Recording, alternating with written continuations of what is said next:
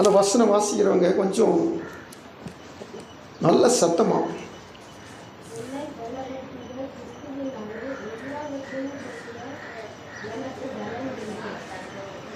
திரும்ப 124:8. ஆமென். அன்பின் ஆண்டவரே, நீ நல்லவர். ஆண்டவரே, நீ பெரியவர். உம்முடைய சமூகத்தில் நாங்கள் இந்த வார்த்தைகளை தியானித்து வருகிறோம். உம்முடைய கிருபையினாலே மட்டுமாய் தியானித்து வைத்து வருகிறோம். உமக்கு நன்றி செலுத்துகிறோம். தொடர்ந்து எங்கள் தேவனாய் கர்த்தர் இந்த நாளில் கூட நீ பேசுகிற தெய்வம் பேசும். இந்த வசனம் எங்களுக்குள்ளே வல்லமையை கிரியை செய்யட்டும். ஆண்டவரே, பலப்படுத்துகிற கிறிஸ்து எல்லாவற்றையும் பலன் செய்கிறவராயிருக்கிறேன். எல்லாவற்றையும் செய்ய பலன் தருகிறவராயிருக்கிறேன். அப்படி நடத்துங்க ஆண்டவரே. நாங்கள் அநேக காரியங்கள் பலனற்றவர்களாய் காணப்படுகிறோம், குறைவுள்ளவர்களாய் காணப்படுகிறோம். எனவே தேவனுடைய சமூகத்தில் எங்களுடைய காரியங்களை விசாரிக்க நல்ல ஆண்டவர், நாங்கள் எல்லாவற்றையும் செய்ய பலனை பெற்றுக்கொண்டு செய்து முடிக்கத்தக்கதாக கிருபை, சுகம், ஞானம், அறிவு எல்லா சம்பத்தோடும் சம்பூர்ணத்தோடும் நாங்கள் செய்து முடிக்க கர்த்தர் உதவியாக மீட்பர் இயேசுவின் நாமத்தில் விடுகிறோம். ஆண்டவரே, வசனத்தை கேட்குற பிள்ளைகளும் வசனத்தை சொல்லுகிற அடிமை கிறிஸ்துக்கள் அந்த வசனத்தில் ஆஸ்வதிப்பட முடிசம் ஆண்டாடுகிறோம். கர்த்தர் மாத்திரம் இப்படியாக மீட்பர் இயேசுவின் மூலம் விடுகிறோம் ஜெபங்கள் நல்ல பிதாவே. ஆமென். ஹல்லேலூயா. கர்த்தருடைய நாமம் மகிமைப்படுவதாக. ஆண்டு சமூகத்தில் பிலிப்பியர் 4:13 நம்ம தியானிச்சுட்டு வரோம். அந்த வார்த்தையில் இருக்கிற பலப்படுத்துகிற ஒரு கிறிஸ்து எனக்கும் எல்லாவற்றையும் செய்ய பலன் உண்டு என்பதை குறித்து நம்ம தியானிச்சுட்டு வரோம். வார்த்தையிலே பலப்படுத்துகிறவர், ஆவியிலே பலப்படுத்துகிற என்பதை குறித்து நம்ம தியானிச்சுட்டு வரும் பொழுது இந்த நாளில் கூட 124 சங்கீதம் வாசித்தோம். அந்த சங்கீதத்தில் கர்த்தர் நமக்கு சொல்லுகிற ஒரு காரியம் என்ன சொல்லி கேட்டிங்கன்னா, நம்முடைய சகாயம் வானத்தையும் பூமியையும் உண்டாக்கின கர்த்தருடைய நாமத்தில் உள்ளது. கர்த்தருக்கு ஸ்தோத்திரம். இதை பாடுகிற பாட்டு சங்கீதக்காரர் தாவீது பாடுகிறார். அவர் சொல்கிறார், நமக்கு இருக்கிற உதவி, நமக்கு இருக்கிற சகாயம் வானத்தையும் பூமியும் உண்டாக்கின கர்த்தருடைய நாமத்தில் உள்ளது. இன்னைக்கு ஆண்டுடைய சமூகத்தில் நாம் தியானிக்கிற அந்த சொல்லின் காரியம் கிறிஸ்துவின் நாமம் அல்லது கர்த்தருடைய நாமம். வார்த்தையில் பலப்படுத்துகிறவர், ஆவியில் பலப்படுத்துகிறவர். இந்த நாளை நாமத்தில், அவருடைய நாமத்தில் நம்மை பலப்படுத்துகிறவராக இருக்கிறார். அல்லேலூயா. கர்த்தருக்கு ஸ்தோத்திரம். இந்த 124:8 சங்கீதக்காரர் பாடுகிறார், வானத்தை பூமி உண்டாக்கின கர்த்தருடைய நாமத்தில் தான் எனக்கு என்ன உண்டு? உதவி, சகாயம் உண்டு. அல்லேலூயா. இந்த உதவியை, இந்த சகாயத்தை பெற்றுக்கொண்ட நான் இப்போ பலன் அடைகிறேன். அல்லேலூயா. பலன் அடைந்த நான் இப்போ எல்லாவற்றையும் செய்ய எனக்கு பலன் கிடைத்தபடினால் செய்து முடிக்க நான் முயற்சிக்கிறேன், செய்து முடிக்கிறேன். கர்த்தருக்கு ஸ்தோத்திரம். ஒவ்வொரு காரியம் செய்ய வேதம் சொல்லுது, ஞானமும் வேணும், பலனும் வேணும். இந்த நாளில் தேவநாயக்கத்தை பலப்படுத்துகிற காரியத்தை குறித்து அதிகமாக நம்மள்கிட்ட பேசிட்டு வரார். இந்த பலப்படுத்துகிற காரியத்தை குறித்து பேசுகிற ஆண்டவர், நான் பலன் அடைய கண்டிப்பாக கர்த்தருடைய நாமத்தை நான் எவ்வளவுக்கு எவ்வளவு நான் பிடித்து கொள்கிறேனோ அல்லது நேசிக்கிறேனோ, அந்த நாமத்தை நான் பற்றி கொள்கிறேனோ, அவ்வளவுக்கு அவ்வளோ என் வாழ்வில் பலன் கிடைக்கிறதா இருக்கிறது. அல்லேலூயா. கர்த்தருக்கு ஸ்தோத்திரம். தேவனுடைய சமூகத்தில் காத்திருக்க நாம இந்த சங்கீதக்காரரை குறித்து, இவர் எப்படி இந்த சகாயத்தை பெற்றுக்கொண்டார், எப்படி பலப்படுத்தப்பட்டார், இந்த சங்கீதக்காரர் எப்படி எல்லாவற்றையும் செய்து முடித்தார் அப்படின்றத குறித்து வேதத்தில் வாசிக்கும் பொழுது கொஞ்சம் எடுத்துக்கொள்வோம். இதே சங்கீதங்களின் புத்தகத்தில் 89ஆம் சங்கீதம் 24ஆம் வசனத்தை வாசிக்கலாம்.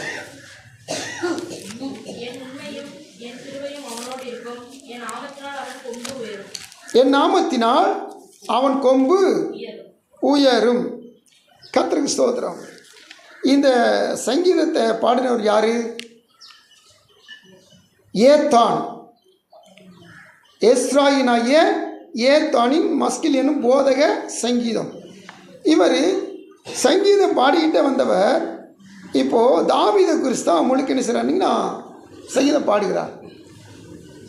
தாவீதை குறித்து பாடும்போது முதல்ல சங்கீதத்தில் துவக்கத்தையும் தாவீதை குறித்து பாடுறாரு, பிற்பகுதியும் தாவீதை குறித்து பாடுறார். இப்படி பாடிக்கிட்டே வர்றார் பாருங்க.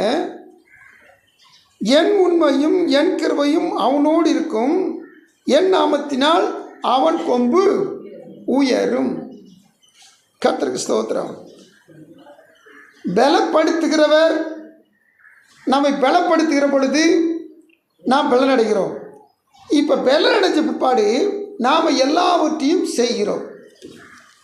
இந்த 4:13 வார்த்தை தான். நம்ம அவர் வார்த்தையினாலே பலப்படுத்துகிறார், ஆவியினாலே பலப்படுத்துகிறார். இன்னைக்கு அவருடைய வார்த்தை அவருடைய நாமத்தினால நமக்கு உதவி செய்து நம்மை பலப்படுத்துகிறார். கர்த்தருக்கு ஸ்தோத்திரம். இப்படி பலப்படுத்துகிற பொழுது வேதம் சொல்கிறது 89:24, அதாவது ஆவியினால் ஏவப்பட்டு ஏத்தான் சங்கீதம் பாடுகிற பொழுது, தாவீதை குறித்து பாடுகிற பொழுது, என் உண்மை என் கிருபை தாவீதோடு இருக்கும், என் நாமத்தினால் தாவீதின் கொம்பு உயரும். கர்த்தருக்கு ஸ்தோத்திரம். இந்த கொம்புன்னா என்னது நம்ம கொஞ்சம் தியானிக்க போகிறோம். கொம்புன்னா என்ன? கொம்புன்னு சொன்னால் ஆடு மாடு சில மிருகங்களுக்கு இருக்கிற தலையில் இருக்கிற கொம்பை குறித்து நமக்கு நல்லா தெரியும். இந்த ஆடு மாடுகளுக்கு அந்த கொம்பு இருக்கிறனால தான் அந்த ஆடு மாடுகளுக்கு விரோதமாக எழும்புறதான எதிராக கிரிக்கிறதுன அந்த மிருகங்களுக்குள்ள சத்துருக்களை இந்த மிருகம் என்ன செய்யும்? மேற்கொள்ளும் அல்லது எதிர்த்து நிற்கும். அல்லேலூயா. கர்த்தருக்கு ஸ்தோத்திரம். இந்த வார்த்தையை பாருங்க. தாவீதை குறித்து சொல்லும் பொழுது என் நாமத்தினால் அவன் கொம்பு உயரும். அப்போது இந்த வேதத்தில் அநேக இடங்களில் கொம்பு குறித்து வேதம் நமக்கு சொல்லிக் கொடுக்குது. கொம்பு என்று சொன்னால் சாதாரண மிருகங்களுக்கு தான் கொம்பு இருக்கும். ஆனால் இங்கே தாவீதுக்கு ஒரு கொம்பு. நீங்கள் வெளிப்படுத்தின விசேஷம் தானியேல் புஸ்தகத்திலையும் வாசித்து பார்த்தீங்கன்னா 10 கொம்புகள், அதில் ஒரு கொம்பு போச்சு, இன்னொரு கொம்பு வருது, அப்படிலாம் வாசிக்கிறோம்.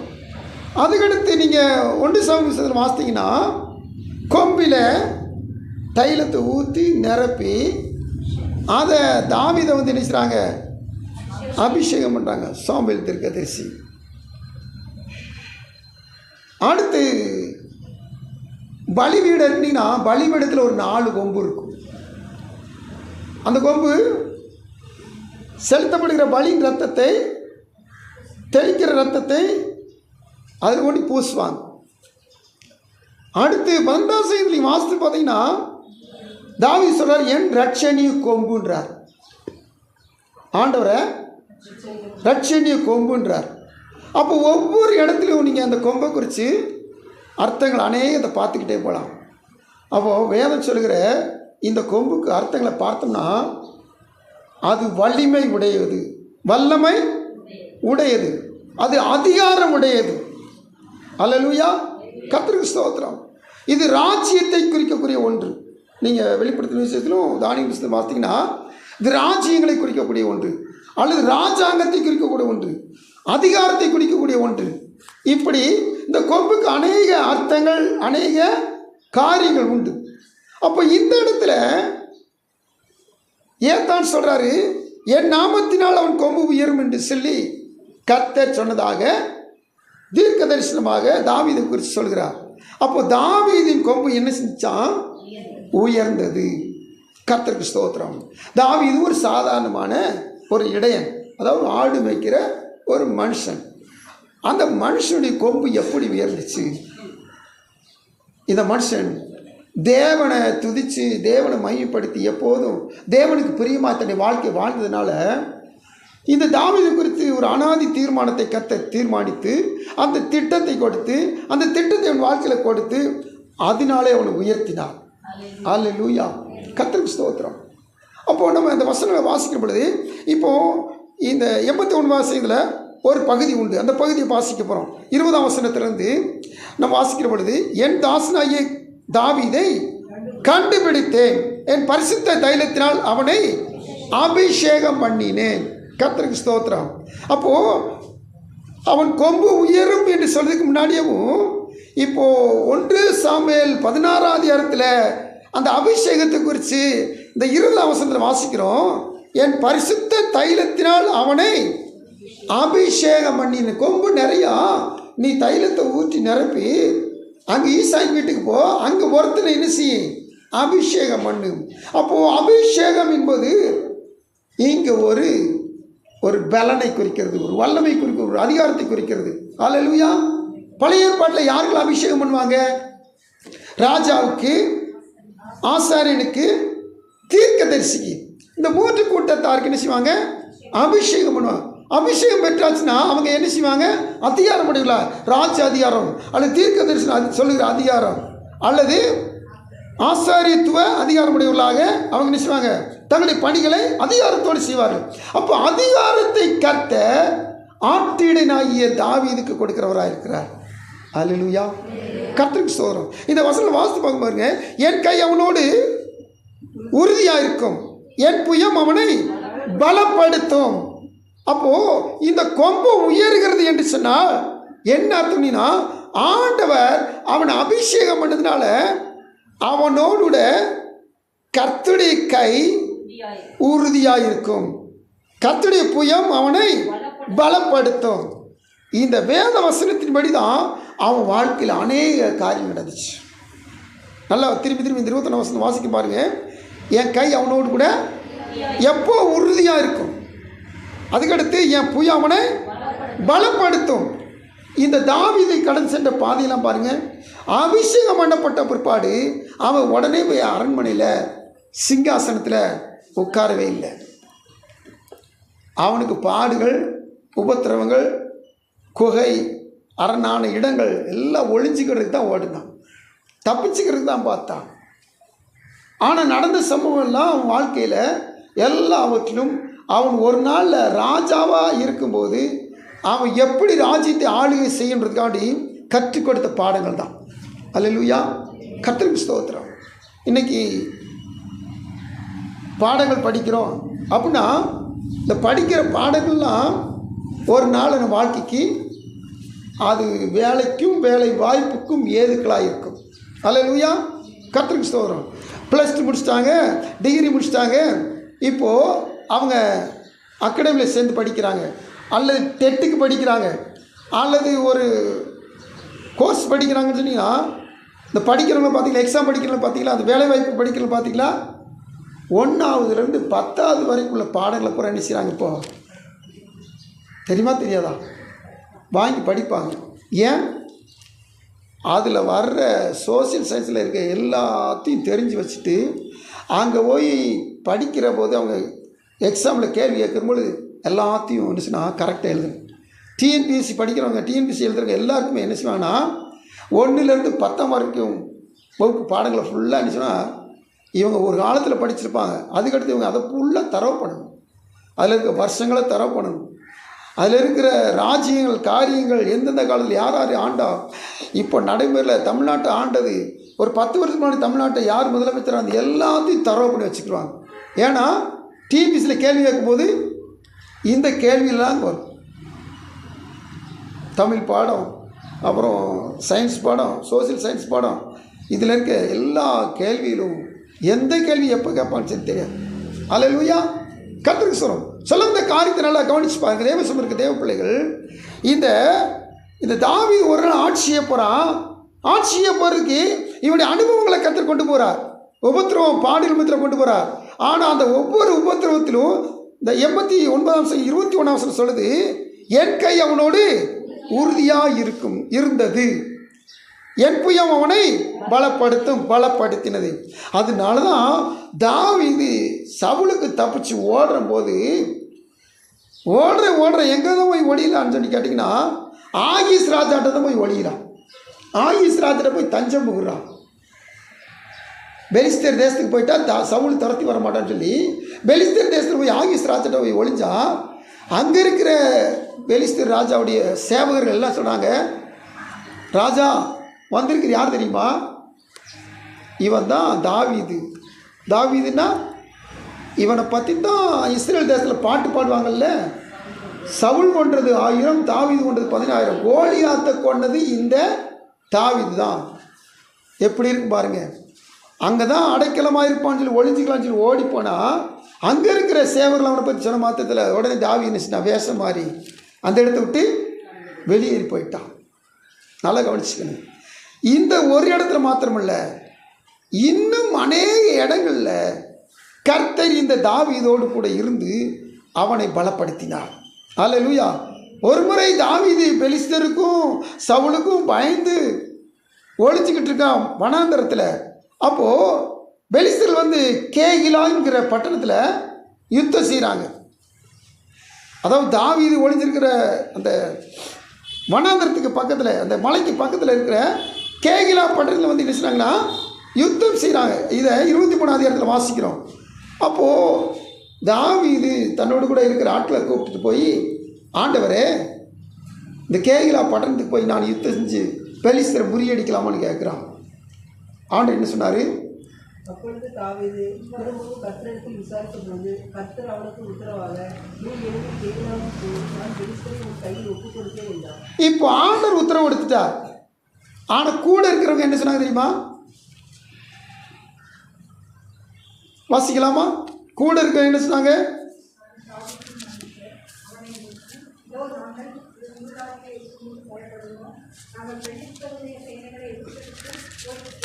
நாங்கள் பெலிஸ்தருடைய சேனைகளை எதிர்க்கிறதுக்கு கர்த்தருக்கு ஸ்தோத்திரம். கூட இருக்கிறவங்களாம் பயப்படுறாங்க. கர்த்தருடைய வார்த்தை வந்துருச்சு. கர்த்தருடைய தீர்க்க தரிசனம் ஒரு பக்கம் இருக்குது, கர்த்தருடைய வார்த்தை ஒரு பக்கம் வந்துருச்சு. ஆனால் கூட இருக்கிறவங்கள என்ன செய்றாங்க? அங்கே போகிறதுக்கு நாங்கள் ஏமாத்துறோம். அவங்கள போய் எதுக்கு? நம்மளாம் முடியுமா? நம்ம இருக்கிற 600 பேர் தான் இருக்கிறோம். அது ஒரு சேனை. அந்த சேனையை போய் ஏற்று இந்த பட்டணத்தை காப்பாற்ற முடியுமா? முடியாது. ஆனால் நடந்த சம்பவம் என்ன? வசனத்தை வாசிக்கிற பொழுது 7 முதல் வாசிக்கிற பாருங்க. அதாவது கர்த்தர் முதல்ல கேகிலாவை இந்த தாவீது காப்பாற்றுறான். அடுத்து காப்பாற்றின பிற்பாடு இந்த கேகிலா பட்டணத்தில் தாவீது இருக்கான்னு சொல்லி கேள்விப்பட்டு இந்த சவுல் என்ன செய்றான்? தேடி ஓடி வர்றான். அவனை பிடிக்கிருக்கான். அப்படி அப்போ தேடி வரும்போது திரும்பமாக கர்த்தர்கிட்ட கேட்குறான், ஆண்டவரே, நான் இந்த கேகிலா பட்டணத்தில் இருக்கிறேனே, இப்போது சவுல் வந்து என்னைய பிடிச்சிட்டு போயிடுவானா? இந்த கேகிலா பட்டணத்தாருக்கு நான் உதவி செஞ்சேன், இந்த பட்டணத்தார் என்னையை காட்டி கொடுத்துருவாங்களா, பிடிக்க ஒப்பு கொடுத்துருவாங்களான்னு கேட்டால் ஆண்டு சொல்வார், காட்டி கொடுப்பாங்க, ஒப்பு கொடுப்பாங்க, சவுல் உன்னை பிடிச்சிருவான். அப்போனா என்ன அர்த்தம்? இந்த இடத்த விட்டு காலி பண்ணின்னு அர்த்தம். நான் வாசிக்கிற வசனம் 89 சங்கீதம் 24 சொல்லுது, கர்த்தர் கை தாவீதோடு கூட இருக்கும், கர்த்தருடைய புயம் தாவீதை பலப்படுத்தும். இந்த ஒவ்வொரு முறையும் பாருங்க, அவனை காப்பாற்றி கொண்டே வருகிறது கர்த்தருடைய புயம். ஆண்டு சொல்ற காத்துக்கிறது பிள்ளைகளே, திரும்பமாக தாவீது இப்போ இளைஞனாக இருந்தவன் வளர்ந்து வாலிபனாகி திருமணமாகி குடும்பமான பிற்பாடு அதே ஆகிஸ் ராஜாட்ட போகிறான். ஆகிஸ் ராஜா இப்போ என்ன செய்றான்? இப்போது அந்த பழைய பாட்டை பாடலை. தாவீது கொண்டது 1000 பாட்டை யாரும் பாடலை. தாவீதை பார்த்துட்டு அவங்க என்ன சொன்னாங்கன்னா, இவன் ஒரு பராக்கிரமசாலி, இவன் சவுலை எதிர்த்து நிற்கிறவன், அதனால் நம்ம கூட இருந்தால் நமக்கு உதவியாக இருப்பான்னு சொல்லி நினச்சினா கூட வச்சுக்கிட்டாங்க. தேவ சோதர காத்துக்கு தேவ பிள்ளையிலே ஆகிஸ் ராஜாட்ட திரும்ப போய் அவன்கிட்ட இருக்கிற காலகட்டத்தில் யுத்தத்துக்கு போகிறாங்க. யுத்தத்துக்கு போயிட்டு யுத்தம் செய்ய வேணான்னு சொல்லி திருப்பி விடப்பட்டு வர்றாங்க. இந்த காலகட்டத்தில் தான் அமலேக்கியர் வந்து சிக்லாக தாவீது குடும்பம், தாவீதுடைய வேலைக்காரர் குடும்பம், தாவீதுடைய சேவர்கள் குடும்பம் இருக்கிற சிக்லாக சுட்டெரித்து எல்லாத்தையும் கொள்ளையடிச்சு போயிட்டாங்க. இந்த காலகட்டத்தில் தாவீது பாருங்க ரொம்ப வேதனைப்பட்டு அழுகிறான். கூட இருக்கிற ஜனங்களும் ரொம்ப வேதனைப்படுறாங்க. இவங்க 2 நாள் 3 நாள் பிரயாணம் பண்ணி போய் திரும்ப பிரயாணம் பண்ணி வந்திருக்கிறாங்க. இந்த காலத்தில் இவங்களுக்கு பலன் இல்லாமல் இருக்குது. ஆனாலும் கூட ஆண்டவர்கிட்ட கேட்குறான், ஆண்டவரே, நான் போய் என் மனைவி பிள்ளைகளை, என்னுடைய சேவருடைய மனைவி பிள்ளைகளை கொண்டு போன அந்த அமலேக்கியரை நான் திருப்பி கொண்டு வர முடியுமா? அவங்கள்ட்ட நான் திருப்பி மீட்டு கொண்டு வர முடியுமான்னு கேட்குறான். ஆண்டு சொல்கிறாரு, போ, திருப்பி கொண்டு வருவாய், எல்லாத்தையும் மீட்டுக் கொள்வாங்கிறார். அந்த வார்த்தையின்படி என்ன செய்யறேன்னா 1 சாமுவேல் 30ஆம் அதிகாரத்தில் 17 முதல் 19 வரைக்கும் வசனம் வாசிக்கிற பொழுது, முறியடித்தான். ஒட்டகங்கள் மேல் ஏறி போன 400 வாலிபர் தவிர அவர்களில் வேறொருவரும் தப்பவில்லை. அமலேக்கியரை தெரிவித்துக் கொண்டு போன எல்லாவற்றையும் தன்னுடைய 2 மனைவிகளை தாவீது விடுவித்தான். அவர்கள் கொள்ளையாடி கொண்டு போன எல்லாவற்றையும், சிறியதிலும் பெரியதிலும், குமாரர்களையும் குமாரத்திகளையும் ஒன்றும் குறைபடாமல் எல்லாவற்றையும் தாவீது திருப்பிக் கொண்டார். ஆமென். கர்த்தருக்கு ஸ்தோத்திரம். இன்னைக்கு இந்த வசனங்களை, வேதத்தில் இருக்க வேத எழுத்துக்களை வாசிக்கிற நமக்கு கர்த்தர் ஒரு தீர்க்கதரிசனம் சொல்கிறார். என்னன்னு சொல்லி கேட்டிங்கன்னா, ஒன்றும் குறைவுபடாமல் எல்லாவற்றையும் தாவீது திருப்பி கொண்டார். நீங்கள் கிறிஸ்துவினால் பலப்படுத்தப்படுகிற பொழுது, கிறிஸ்துவனுடைய வழி நடத்தின்படி நீங்கள் எந்த ஒரு காரியம் செய்கிற பொழுது, இன்றைக்கி உங்களுக்கு ஒரு தீர்க்க தரிசன வார்த்தை வருது. நீங்கள் என்ன செய்ய போகிறீங்க? எதை இழந்து போனீங்களோ, ஒன்றும் குறைவுபடாமல் எல்லாவற்றையும் தாவீது திருப்பி கொண்டான். நீங்களும் எதெல்லாம் இழந்தீங்களோ அதையெல்லாம் திருப்பி கொள்ள போகிறீங்க, அதெல்லாம் பெற்றுக்கொள்ள போகிறீங்க. கர்த்தராகிய தேவன் இது நமக்கு அவர் அருள்வாக்க கொடுக்கிறவராக இருக்கிறார். எந்தெந்த காரியத்தில் நான் இழந்து போனேன், இது உரிமைப்பட்ட தாவீது சொல்றா, மனைவி பிள்ளைகள் சொத்து போனாலும் பரவாயில்ல, மனவேதனைப்பட மாட்டான். ஆனால் அவனுடைய மனைவி பிள்ளை போயிட்டு, கூட இருக்கிற சேவருடைய மனைவி பிள்ளைகள் எல்லாரும் பிடிச்சிட்டு போயிட்டாங்க. தாவீது ஆண்டுகிட்ட கேட்டான், ஒன்றும் குறைவில்லாமல் எல்லாவற்றையும் நீ என்ன செய்வ? திருப்பிக் கொள்வ. கர்த்தர் அவருடைய நாமத்தில் எனக்கு சகாயம் செய்கிற பொழுது நான் எல்லாவற்றையும் திருப்பிக் கொள்வேன். எனக்கு இது நஷ்டப்பட்டுச்சு, நான் கர்த்தர்கிட்ட வந்தேன், நான் இழந்து போனேன் இல்லை. உங்கள் குடும்பத்தில், உங்கள் உறவுகளில், உங்கள் நண்பர்களில் நீங்கள் எதையெல்லாம் இழந்துருந்தீங்களோ அல்லது யாரையெல்லாம் இழந்துருந்தீங்களோ அனைவரையும் கிறிஸ்துவுக்களாக நீங்கள் மீட்டுக்கொள்ள போகிறீங்க. கர்த்தருக்கு ஸ்தோத்திரம். இது கர்த்தரால் மட்டும்தான் இந்த காரியம் என்ன செய்யும்? நடக்கும். சரி, தொடர்ந்து அடுத்த வருஷங்களை வாசிக்கும்படி 22ஆம் வசனம் என்ன வாசிக்க? 89:22 என்ன போட்டுக்குது? சத்துரு அவனை நெருக்குவதில்லை, நியாயக்கேட்டின் மகன் ஒடுக்குவதில்லை. கர்த்தருக்கு ஸ்தோத்திரம். எந்த ஒரு சத்துரும் யாராயிருந்தாலும் சரி இந்த தாவீது என்ன செய்ய முடியாது. ஏன்னா வானத்தையும் பூமியும் உண்டாக்கின கர்த்தரின் நாமத்தில் அவனுக்கு என்ன உண்டு? உதவி இருக்கிறது. அவன் எப்பவுமே 121ஆம் சங்கீதத்தின்படியும் என்ன செய்வான்? ஒத்தாசர் பருவங்களுக்கு நேரம், சகாயம் செய்யும் பருவத்துக்கு நேரம் என்ன செய்வான்? உதவி வரும் பருவங்களுக்கு நேரம் என்ன செய்வான்? அவன் ஜபத்தை ஏறெடுக்கிறவன், துதியை ஏறெடுக்கிறவன். அதனால வானத்தை உண்டாக்கின கர்த்தர், அங்கேயே சொல்லப்பட்டு 121-22 சொல்லப்படுது, வானத்தை உண்டாக்கின கர்த்தரிடத்திலிருந்து எனக்கு ஒத்தாசை, உதவி, சகாயம் எனக்கு வரும். இந்த விசுவாச கண்கள் உடைய இந்த தாவீதுக்கு எல்லாம் திருப்பி கொடுக்கப்பட்டது. ஸ்தோத்திரம். இன்னைக்கு ஏதாவது நீங்கள் இழந்து வருதீங்கன்னா கர்த்தருடைய சமூகத்தில் கர்த்தர் சொல்கிறார், ஒன்றும் குறைவில்லாமல் எல்லாவற்றையும் திருப்பி கொடுக்க வல்லவராக. உங்கள் சரீரத்தில் ஒரு அவயவங்களில் ஒரு உள்ள அவயங்களில் வெளி அவயங்களில் விளைவினப்பட்டு போச்சா, இன்றைக்கி கர்த்தர் உங்களுக்கு வாக்கு பண்ணுகிறார். ஸ்தோத்திரம். நீங்கள் எதை இழந்து போனீங்க? உங்கள் குடும்பத்தில் யாராவது நஷ்டப்பட்டு போனீங்களா? கர்த்தர் இன்னைக்கு உங்களுக்கு வாக்கு பண்ணுகிறார். நீங்கள் இழந்து போனது எதுவோ, இழந்து போன எந்த பலவீனமோ எல்லாவற்றையும் கர்த்தர் திரும்பி தர வல்லவராக இருக்கிறார். கர்த்தருக்கு ஸ்தோத்திரம். ஆண்டுடைய சமூகத்தில் இப்போ 24ஆம் வசனம் வாசித்தோம். அந்த வசனத்தில் அவன் கொம்பு உயரும். அப்போது நம்ம அர்த்தத்தை கண்டுபிடிச்சோம். கொம்புன்னா என்ன? வலிமை, அதாவது வல்லமை, அதிகாரம், ராஜ்யம். இந்த தாவீது கர்த்தர் ராஜ்யத்தை கொடுத்தார். அல்லேலூயா. இந்த தாவீது கர்த்தர் அதிகாரத்தை கொடுத்தார். இந்த தாவீது கர்த்தர் வல்லமையை கொடுத்தார். ஆமென். கர்த்தருக்கு சொல்லுவோம். இதனால பார்த்தீங்கன்னா இவன் போன இடத்துலலாம் கர்த்தர் கூட இருந்து வசனம் சொல்றது, அவனை காப்பாற்றினார். அல்லேலூயா. 1 புஸ்தகம் 18ஆம் அதிகாரம் 6ஆம் வசனம், அதுக்கடுத்து அதே அதிகாரம் 13ஆம் வசனத்தை வாசிக்கிற பொழுது 1 4-18-6-13.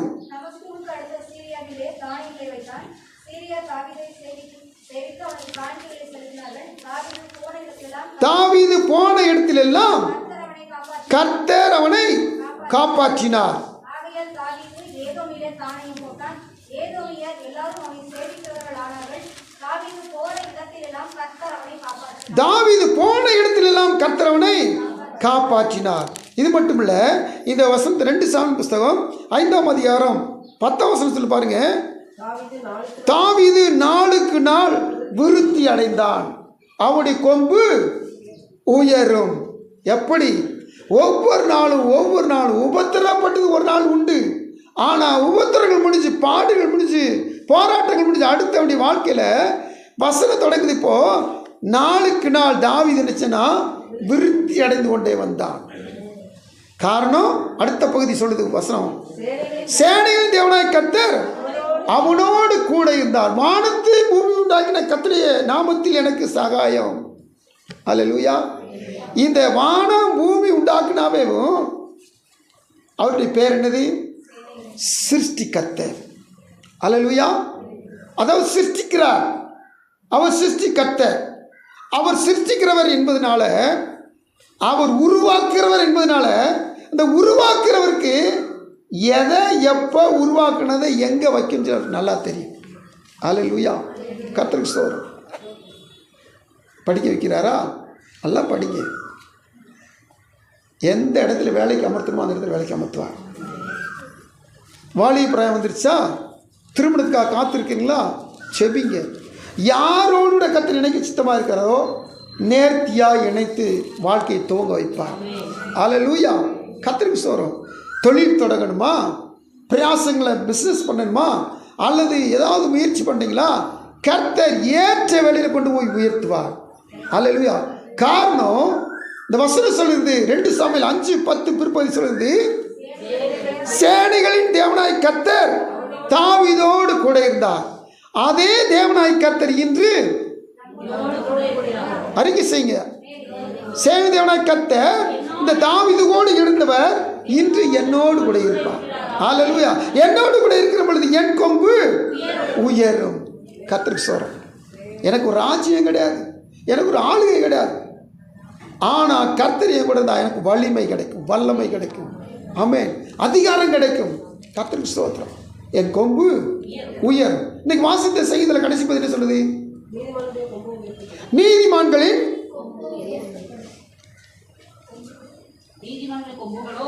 கொம்புகளோ. கர்த்தருக்கு ஸ்தோத்திரம். அப்போ இந்த வார்த்தையில் நம்ம கண்டுபிடிக்க என்ன தெரியுமா? கொம்பு இல்லை,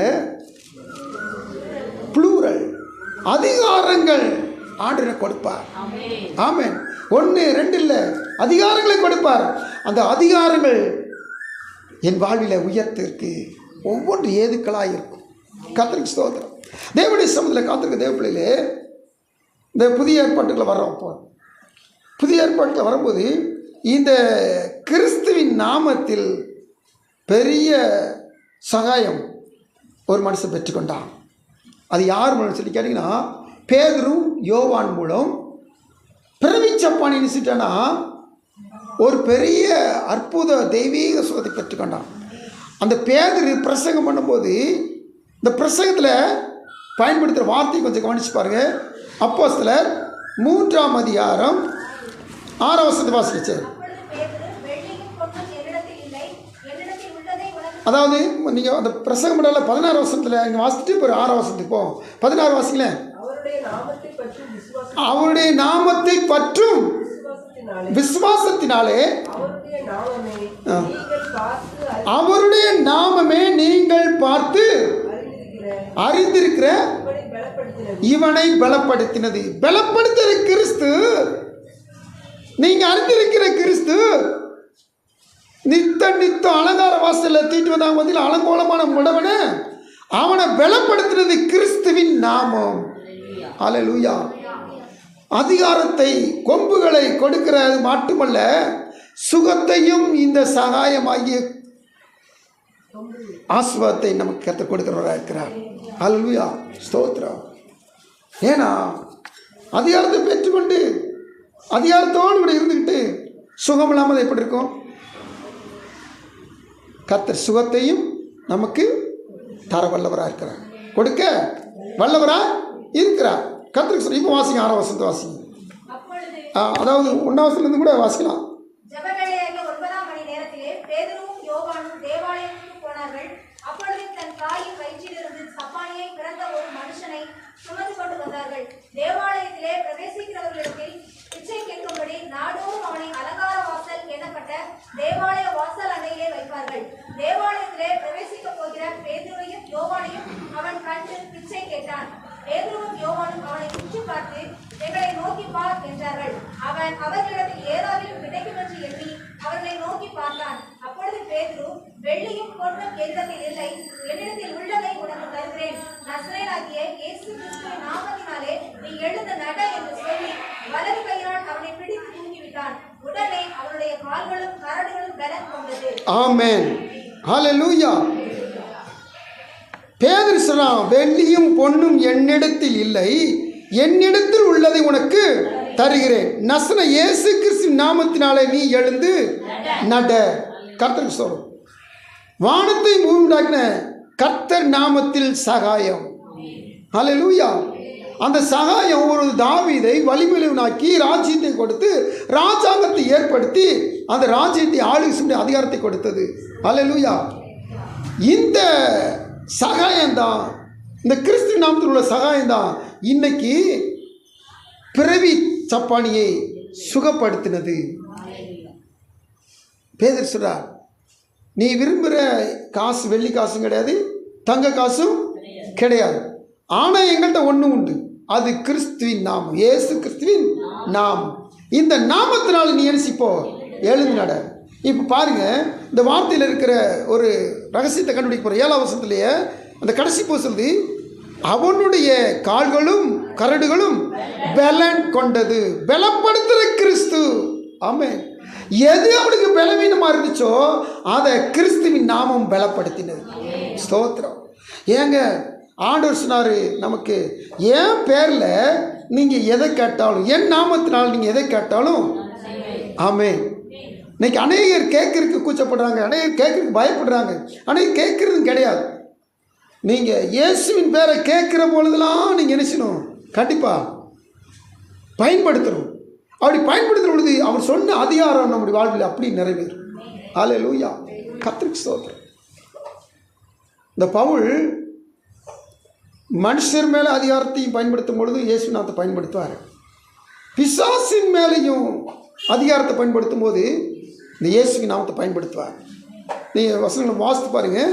அதாவது அப்போஸ்தலர் 9:29 அடுத்து 16-18 இந்த 2 இடத்துல வாசிக்கிற பொழுது 9ஆம் அதிகாரத்தில் அவர் பட்டணத்துக்கு, அதாவது அந்த பட்டணத்திலிருந்து ரட்சிக்கப்பட்டு தப்பு வைக்கப்பட்டு வெளியே வந்து இப்போ எருசலேமுக்கு வந்துட்டார். எருசலேமில் வந்து அவர் பிரசங்கம் பண்ணிக்கிட்டு இருக்கிறார். அப்போது கிரேக்கர்கள் அவர் என்ன செய்றாங்க, ஏற்று பேசுகிறாங்க. 9:29 பக்கம் வாசிங்க. பிரசங்கித்து கர்த்தருக்கு ஸ்தோத்திரம். இந்த கர்த்தராகிய இயேசுவின் நாமத்தினால இந்த பவுல் என்ன செய்றானா, தைரியமாய் பிரசங்கிக்கிறார். கர்த்தருக்கு ஸ்தோத்திரம். மனுஷருக்கு முன்பதாக இவருக்கு தைரியம் கொடுத்தது இந்த இயேசுவின் நாமம், இந்த கிறிஸ்து இயேசுவின் நாமம். அதுக்கடுத்து அப்படியே வந்துக்கிட்டே இருக்கிறார். ஊழியம் செய்ய அழைக்கப்பட்டு ஊழியத்துக்காக வெளியே புறப்பட்டு போகிறார். பர்னபாவும் இவரும் அப்படி போகும்போது ஊழியத்தை செஞ்சுட்டு 2வது மிஷனரி பிரயாணத்தில் சீலாவை கூப்பிட்டு ஊழியத்துக்கு போகிறார்.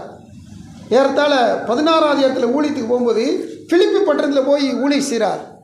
அப்படி ஊழியம் செய்யும்போது இவர் போகிற வழியில் நித்தம் ஒரு பெண்ணு, அந்த பெண்ணுக்குள்ள ஒரு பிசாசு என்ன செய்யுது, இவங்க போகும்போதெல்லாம் இவங்களை பார்த்து 16ஆம் வசனத்தை வாசிக்க முதல்ல.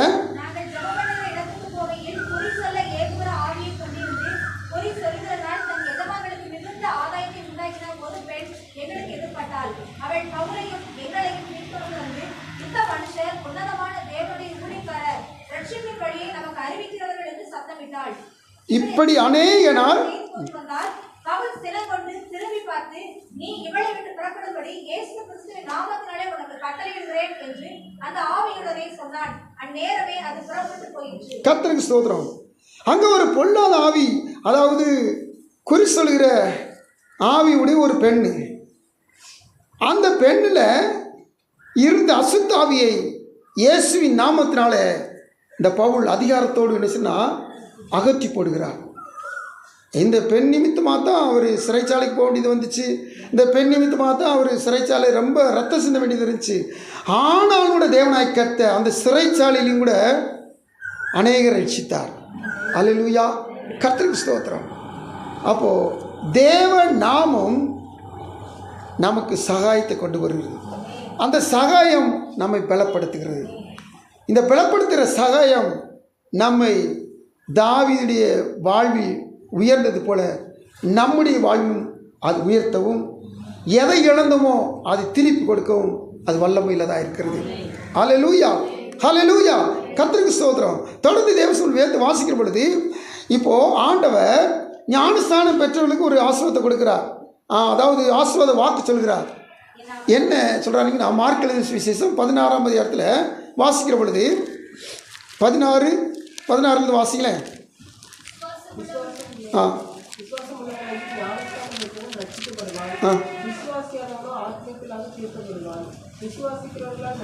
அடையாளங்களாவன என் நாமத்தினாலே பிசாசுகளை துரத்துவார்கள், நவமான பாஷைகளை பேசுவார்கள், சர்ப்பங்களை எடுப்பார்கள், சாவுக்கு ஏதுவான யாதொன்றையும் குடித்தாலும் அது அவர்களை சேதப்படுத்தாது, வியாதிஸ்தர்கள் கைகளை வைப்பார்கள், அப்பொழுது அவர்கள் சொஸ்தமாவார்கள்.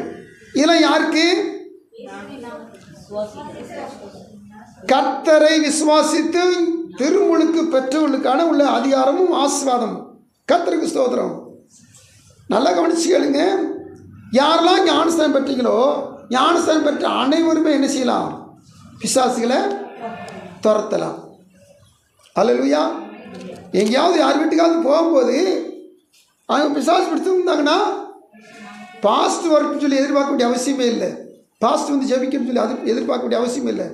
யாரே என்ன செய்யலாம்? பிசாசை ஞானஸ்தானம் எடுத்தவங்க அனைவரும் என்ன செய்யலாம்? யாராக இருந்தாலும் சரி பிசாசுகள் என்ன செய்யலாமா? துரத்தலாம். அல்லேலூயா, கர்த்தருக்கு ஸ்தோத்திரம். அப்போ இந்த அதிகாரத்தை கர்த்தர் நமக்கு கொடுத்திருக்கிறார். இது வசனம் தொடங்குற பொழுது என் நாமத்தினாலே பிசாசுகளை துரத்துவார்கள். ஆண்டவர் சொல்ற அதிகாரத்தின் துவக்கம் என்னது? அவருடைய கிறிஸ்து இயேசுவின் நாமத்தினால தான் இந்த அதிகாரம். சாதாரணம் கிடையாது. அப்போது தேவனுடைய சமூகத்தில் இந்த பவுல் செஞ்சதும் அதான். அநேக இடங்களில் பவுல் பிசாசுகளை துரத்துனதும் அப்படித்தான். அதுக்கடுத்து பார்த்தீங்கன்னா பவுல் ஒரு முறை கப்பல் சேதத்தினால சேதப்பட்டு ஒரு தீவில் போய் தங்கியிருக்கும் போது குளிர் காயிருக்காண்டி நெருப்பு போட்டு விறகு எடுத்து போகிறார். விறகுல ஒரு விரியன் பாம்பு சேர்ந்துனுச்சுன்னா நெருப்புகளை விழுந்த மாத்திரத்தில் அது டப்புன்னு திரும்பி வந்து பவுல் கையை பிடிச்சிரும். தீவுக்காரங்களாம் பார்க்குறாங்க, தீவில் இருக்கலாம் பார்க்குறாங்க. பவுல் கொஞ்ச நேரத்தில் வீரியன் பாம்பு கடிச்சதுனால செத்து போவார்னு சொல்லி பார்க்குறாங்க. ஆனால் பவுல் எல்லாரும் எதிர்பார்த்த சாவை அவர் சந்திக்கலை. அவர் திரும்பமா அந்த தீவுக்கு முதலாளி ஆகிய புபுலி அவங்க அப்பாவுக்கு போய் ஜெபம் பண்ணி அவர் சாவுக்கு கடந்த அவரை சுகப்படுத்தி எழுப்புகிறார். அல்லேலூயா. நல்லா கவனித்து பார்க்கணும். அவங்களாம் நினச்சாங்க இந்த மனுஷன் கடலில் தப்பிச்சு வந்துட்டான், ஆனால் இங்கே வந்து தரைக்கு வந்துட்டு அவன் சாவு அவனை விடலை. இப்போ விரியன் பாம்பு அவனை கடிச்சிட்டு கொஞ்ச நேரத்தில் நினச்சிவான் துடிச்சு சடுதியாக செத்துருவான்னு சொல்லி நினச்சிருந்தாங்க. ஆனால் கொஞ்ச நேரம் இல்லை, அதுக்கடுத்து பார்த்தீங்கன்னா அவன் உயிரோடு இருக்கிறான். எந்த சலனம் இல்லாமல் உயிரோடு இருக்கான். அவன் தான் போய் அந்த தீவுக்கு முதலாளியோட அப்பாவுடைய ஜுர பேதியினால் கிடக்கிறான். அவனை போய் ஜெபம் பண்ணி சுகப்படுத்தி பெரிய அற்புதம் செஞ்சான். அல்லேலூயா. வசனத்தை பார்த்தீங்களா? என் நாமத்தினாலே பிசாசுகளை துரத்துவது மட்டுமல்லாமல் அவங்க என்னென்ன செய்வாங்களாம்? வியாதிஸ்தர்கள் கைகளை வைப்பார்கள். அதுக்கடுத்து சாவுக்கு ஏதுவான யாதொன்றை குடித்தாலும் சர்ப்பங்களை எடுப்பார்கள். எல்லாம் செஞ்சாலும் எதுவும் இயேசுவின் நாமத்தினால தேவ பிள்ளைகளை சேதப்படுத்தாடி கர்த்தர் காக்க வல்லவராக இருக்கிறார். அல்லேலூயா. இப்போ தேவ சுமருக்கு தேவ பிள்ளைகள் நாம இந்த பலப்படுத்துகிற கிறிஸ்து நம்மை அவர் பலப்படுத்துகிறார். எப்படி? அவருடைய நாமத்தினாலே நமக்கு உதவி செய்து நம்மை பலப்படுத்துகிறார். இப்போ பலனடைந்த நாம அநேகரை பலப்படுத்தும்படியாக கர்த்தர் நம்மை வைக்கிறவராயிருக்கிறார். ஹல்லேலூயா. ஏன்னா வசனம் சொல்லுது பலப்படுத்துகிற கிறிஸ்துவினாலே முதல்ல அப்போ என்னை பலப்படுத்துகிறார். அடுத்து எல்லாவற்றையும் செய்ய எனக்கு பலன் உண்டு. அவர் பலப்படுத்தினதுனால இப்போ போய் நான் ஒவ்வொன்றா செஞ்சுக்கிட்டு இருக்க முடியும். இந்த ஊழியத்தை பவுல் செய்ய வைத்தார். ஹல்லேலூயா. ராஜ்யத்தை கர்த்தர் தாவீதை நடத்த வைத்தார். ஹல்லேலூயா. கர்த்தருக்கு ஸ்தோத்திரம். இப்போது 83ஆம் வசனத்தில் 24 வசனத்தை வாசித்து நம்ம முடிக்க போகிறோம். 89 24 அடுத்து உள்ள வசனங்கள்.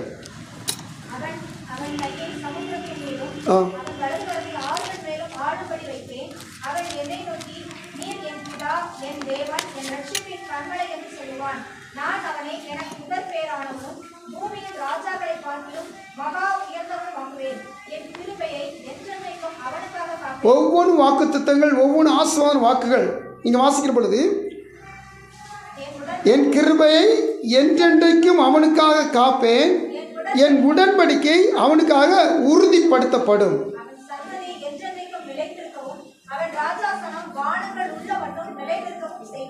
அவன் பிள்ளைகள் என் நியாயங்களின்படி நடாவாமல், என் வேதத்தை விட்டு விலகி, என் கட்டளைகளை கைக்கொள்ளாமல், என் நியமங்களை மீறி நடந்தால், அவர்கள் மீறுதலை மெலாற்றினாலும் அவர்கள் அக்கிரமத்தை வாதைகளினாலும் தண்டிப்பேன்.